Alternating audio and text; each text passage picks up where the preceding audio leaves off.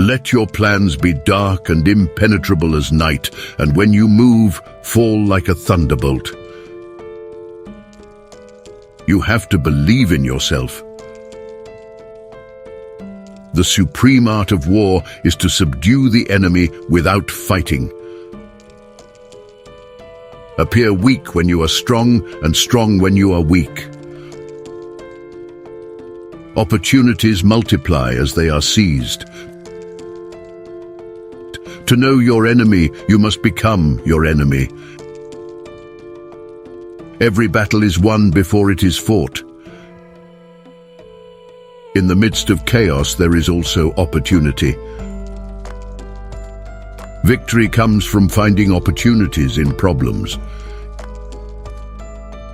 If you wait by the river long enough, the bodies of your enemies will float by. The greatest victory is that which requires no battle. When you surround an army, leave an outlet free. Do not press a desperate foe too hard. One mark of a great soldier is that he fight on his own terms, or fights not at all. If he sends reinforcements everywhere, he will everywhere be weak. Treat your men as you would your own beloved sons, and they will follow you into the deepest valley. All is fair in love and war. Strategy without tactics is the slowest route to victory. Tactics without strategy is the noise before defeat. Know yourself and you will win all battles. So in war, the way is to avoid what is strong and strike at what is weak. Victory is reserved for those who are willing to pay its price. Victorious warriors win first and then go to war, while defeated warriors go to war first and then seek to win. Plan for what it is difficult while it is easy. Do what is great while it is small. The opportunity of defeating the enemy is provided by the enemy himself. Even the finest sword plunged into salt water will eventually rust. The nature of war is constant change. Those who are victorious plan effectively and change decisively. They are like a great river that maintains its course but adjusts its flow. Move swift as the wind and closely formed as the wood. Attack like the fire and be still as the mountain. A battle avoided cannot be lost. Build your opponent a golden bridge to retreat across. He who wishes to fight must first count the cost. Supreme excellence consists of breaking the enemy's resistance without fighting. If the mind is willing, the flesh could go on and on without many things. Know thyself, know thy enemy. Great results can be achieved with small forces. First learn to become invincible, then wait for your enemy's moment of vulnerability. When the enemy is relaxed, make them toil. When full, starve them. When settled, make them move. Do not engage an enemy more powerful than you, and if it is unavoidable and you do have to engage, then make sure you engage it on your terms, not on your enemy's terms. The true objective of war is peace. Ponder and deliberate before you make a move. So a military force has no constant formation. Water has no constant shape.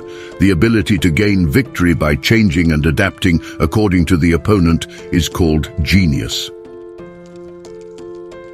If you fight with all your might, there is a chance of life, whereas death is certain if you cling to your corner.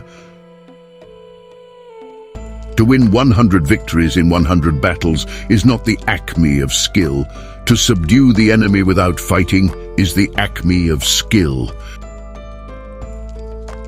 What the ancients called a clever fighter is one who not only wins, but excels in winning with ease. When one treats people with benevolence, justice and righteousness and reposes confidence in them, the army will be united in mind and all will be happy to serve their leaders.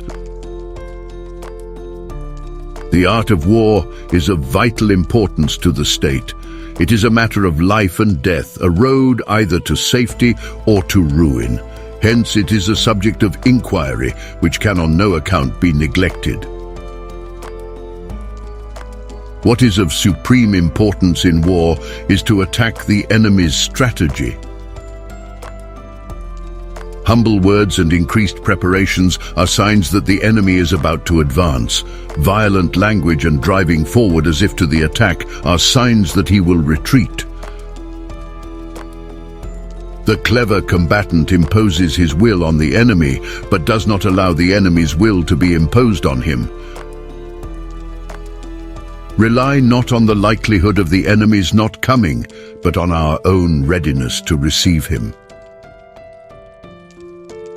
He who is prudent and lies in wait for an enemy who is not will be victorious. Until death itself comes, no calamity need be feared. Sweat more during peace, bleed less during war. The line between disorder and order lies in logistics. Therefore, just as water retains no constant shape, so in warfare there are no constant conditions. One may know how to conquer without being able to do it. Rapidity is the essence of war. Take advantage of the enemy's unreadiness, make your way by unexpected routes, and attack unguarded spots. Hold out baits to entice the enemy, feign disorder, and crush him. Ultimate excellence lies not in winning every battle, but in defeating the enemy without ever fighting. Those whose upper and lower ranks have the same desire are victorious. The wise warrior avoids the battle. Against those skilled in attack, an enemy does not know where to defend. Against the experts in defense, the enemy does not know where to attack. Rouse him and learn the principle of his activity or inactivity. Force him to reveal himself so as to find out his vulnerable spots. The quality of decision is like the well-timed swoop of a falcon, which enables it to strike and destroy its victim. There are routes not to be followed, armies not to be attacked, citadels not to be besieged, territory not to be fought over. There is no instance of a nation benefiting from prolonged warfare. The skillful employer of men will employ the wise man, the brave man, the covetous man, and the stupid man. In all fighting, the direct method may be used for joining battle, but indirect methods will be needed in order to secure victory. Making no mistakes is what establishes the certainty of victory, for it means conquering an enemy that is already defeated. Too frequent rewards indicate that the general is at the end of his resources. Too frequent punishments that he is in acute distress. A kingdom that has once been destroyed can never come again into being, nor can the dead ever be brought back to life. Go into emptiness, strike voids, bypass what he defends, hit him where he does not expect you. Without harmony in the state, no military expedition can be undertaken. Without harmony in the army, no battle array can be formed. Know thyself, know thy enemy, 1,000 battles, 1,000 victories. Carefully compare the opposing army with your own, so that you may know where strength is superabundant and where it is deficient.